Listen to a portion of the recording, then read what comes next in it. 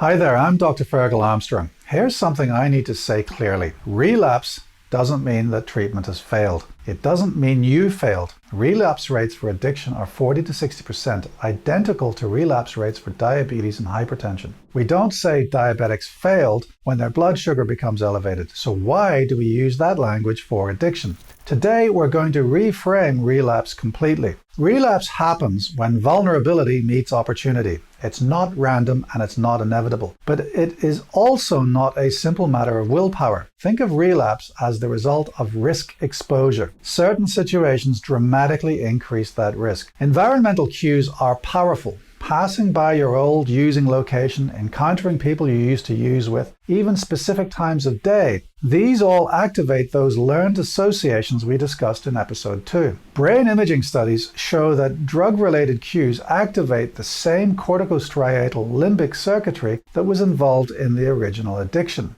Stress is perhaps the most potent trigger. A 2025 study on relapse vulnerability found that elevated cortisol levels, a marker of stress, more than doubled the risk of relapse. When you're stressed, your prefrontal cortex diminishes whilst your stress responsive systems amplify. This is why people often relapse during life crises. Job loss, relationship problems, bereavement, financial stress. These can all trigger relapse. Emotional states matter enormously. Negative emotions like anxiety, anger, or sadness are common triggers. But interestingly, positive emotions can also trigger relapse. Celebrations, social gatherings, feeling overconfident in recovery. These too can trigger relapse. Access and opportunity complete the equation. Having the substance readily available, being in situations where use is happening around you, or having financial resources unexpectedly, these can turn vulnerability into actual relapse. Here's what many people don't understand. The brain changes that create addiction vulnerability can persist for months or years after stopping use. Research published in 2025 identified epigenetic mechanisms, changes in how genes are expressed without changing the genes themselves, that encode drug memories. These changes involve enzymes that regulate the strength of neural connections associated with drug use. Essentially, the brain has learned the drug association so deeply that these pathways remain sensitized. Studies of people abstinent from methamphetamine show abnormal activity in the medial frontal regions and altered connectivity between cortical and limbic systems even after months of abstinence. These changes don't just disappear when someone completes detox or finishes a treatment program. Additionally, the brain's stress system remains dysregulated. People in recovery often have heightened cortisol responses, reducing ability to downregulate stress, and altered function in brain regions like the amygdala and anterior cingulate that process emotional and stress responses. This isn't permanent damage. The brain does heal and neuroplasticity works in recovery's favor over time. But it explains why recovery requires ongoing vigilance and support, not just initial abstinence.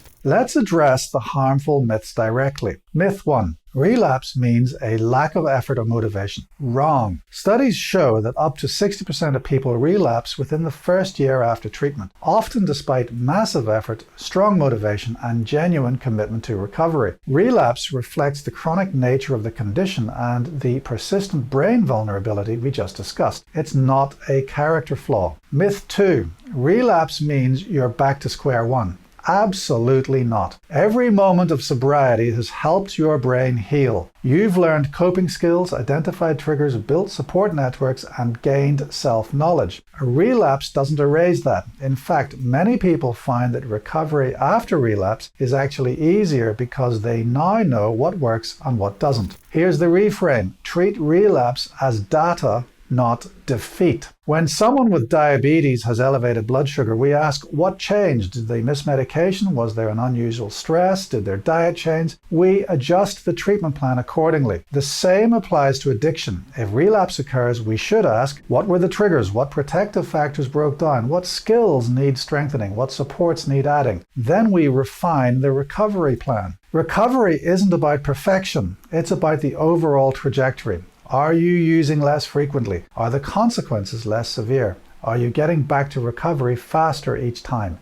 That's progress. If you're in recovery, first, develop a specific relapse prevention plan. Identify your high-risk situations, your warning signs, and your specific responses. Don't just plan for abstinence, plan for managing risk. Second, build your protective factors. Strong social support, employment or meaningful activity, stable housing, treatment of co-occurring mental health conditions, regular connection with recovery communities, these all reduce relapse risk. Third, if you do relapse, respond immediately. Don't let shame spiral into extended use. Contact your support system, restart your recovery plan, and examine what happened so that you can adjust. Finally, remember that your response to relapse matters more than the relapse itself. The goal isn't perfection, it's persistence. Relapse is a risk in recovery, not a verdict on your character or effort. Understanding why it happens removes shame and points towards effective prevention and response. Recovery is measured by your overall direction, not individual setbacks. If you find this helpful, subscribe to MedHeads. I'm Dr. Fergal Armstrong, and stay well.